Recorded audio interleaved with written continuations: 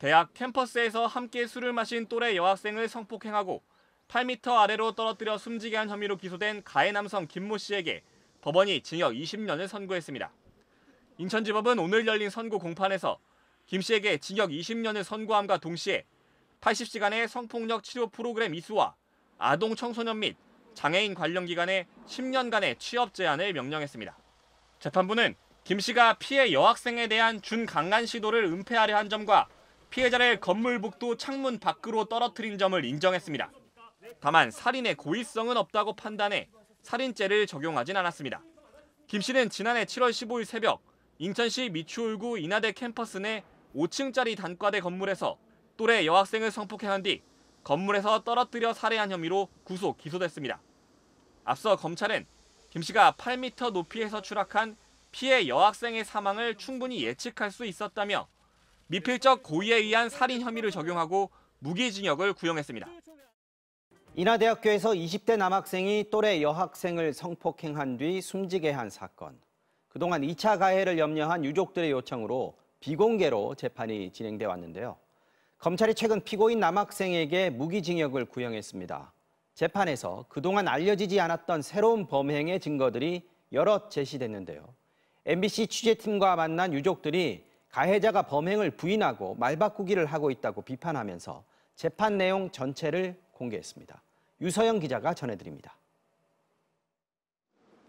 사건은 지난 7월 15일 새벽 인하대의 한 건물 3층에서 발생했습니다. 1학년 김모 씨가 함께 술을 마신 또래 여학생을 성폭행하고 8m 아래로 떨어뜨려 숨지게 한 혐의로 기소됐습니다.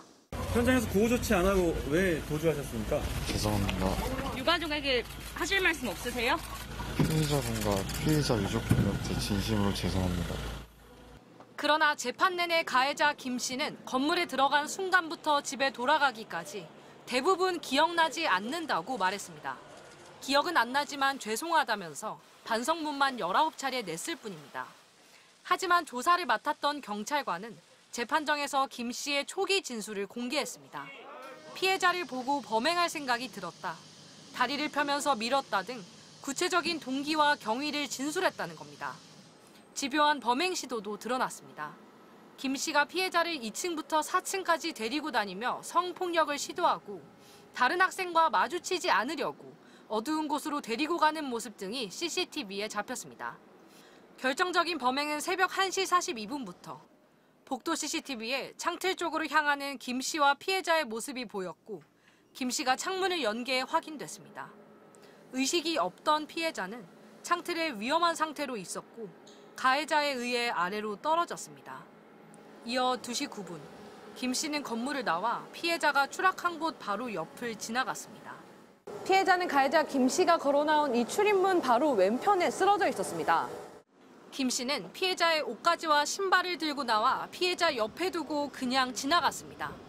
이어 건물 뒤쪽으로 갔는데 무슨 생각인지 다시 돌아 나와 건너편 건물을 한 바퀴 돌고 피해자 방향으로 향했습니다. 가해자 김 씨는 이곳에 잠시 멈춰서서 고개를 돌려 피해자 쪽을 바라보기도 했지만 별다른 구호 조치 없이 발걸음을 옮겼습니다. 김 씨의 바지에선 피해자의 혈흔이 나왔는데 추락한 피해자에게 가깝게 다가갔기 때문이라고 검찰은 추정했습니다. 법망을 피하려 한 시도들도 확인됐습니다. 김 씨의 휴대전화에선 성폭행을 시도하며 피해자의 동의를 애써 얻으려는 듯한 질문들이 다수 녹음돼 있었습니다. 유리한 말이 나오기를 기다렸던 거겠죠. 계속 이렇게 뭔가 유도를 하고. 근데 말을 한다고 해서 상호불능이 아닌 건 아니거든요. 또 범행 후에는 피해자의 태블릿 PC로 어디냐는 문자 메시지를 적어 자신의 휴대전화로 보내기도 했습니다. 알리바이 조작 시도로 의심되는 대목입니다. 유족들은 촬영은 정중히 거절했습니다. 피해자의 어머니는 아이가 그런 수모를 겪고 몇 시간을 누워 있으면서 얼마나 고통스러웠을지 생각만 해도 미칠 것 같다며 오열했습니다. 아버지도 초범이고 술을 많이 먹었다 같은 이유로 감형돼선 결코 안 된다며 강력한 처벌로 사례를 남겨달라고 호소했습니다. 김 씨 측은 용서받지 못할 죄를 저지른 것은 인정하지만 강간치사와 살인은 다르다며 살해 의도는 없었다고 부인했습니다. 선고는 다음 달 19일 내려집니다.